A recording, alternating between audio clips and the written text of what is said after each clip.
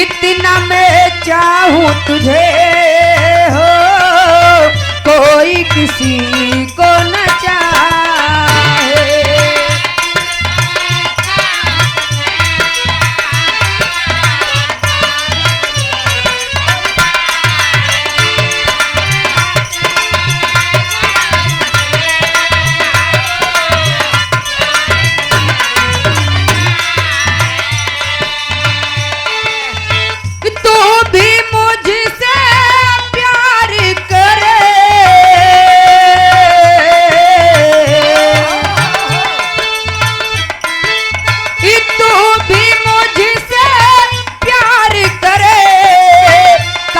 वो दिन भी आए इतना मैं चाहूं तुझे हो कोई किसी को न चाहे।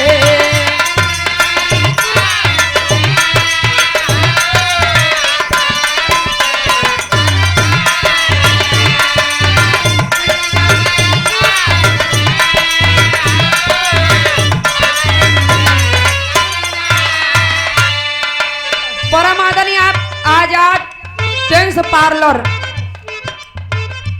अशरफ की पावन धरती से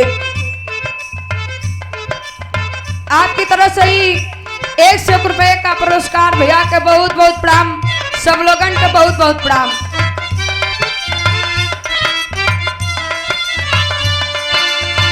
गोरे गोरे गलिया तोहार छुई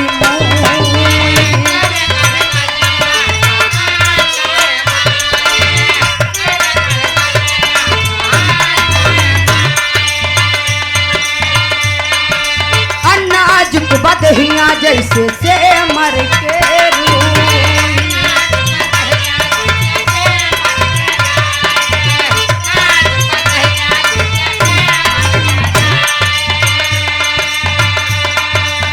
गोरे गोरे गलिया तोहार छुई मुई नाजुक बदहिया जैसे से मर के रूई कोई जब पसीना लसपा साई जईबू कोई जब पसीना लसपा साई जईबू निकलना जेठ दुपहरिया निकलना जेठ दुपहरिया समरिया समराए जईबू।